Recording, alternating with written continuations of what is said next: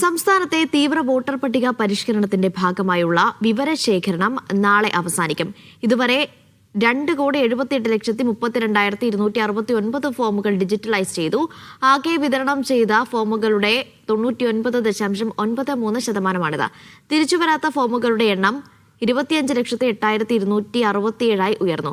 തിരിച്ചുവരാത്ത ഫോമുകളിൽ ഉൾപ്പെട്ട ആളുകളുടെ പൂർണ്ണമായ വിവരങ്ങൾ 18-ന് ശേഷം പുറത്തുവിടുമെന്നാണ് തെരഞ്ഞെടുപ്പ് കമ്മീഷൻ അറിയിക്കുന്നത്.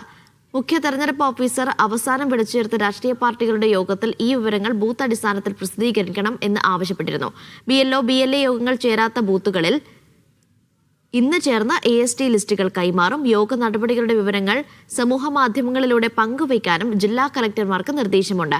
അതേസമയം പൂരിപ്പിച്ച ഫോമുകൾ കൈവശമുള്ളവർ അടിയന്തരമായി തിരികെ നൽകണമെന്ന് തെരഞ്ഞെടുപ്പ് കമ്മീഷൻ അറിയിച്ചു.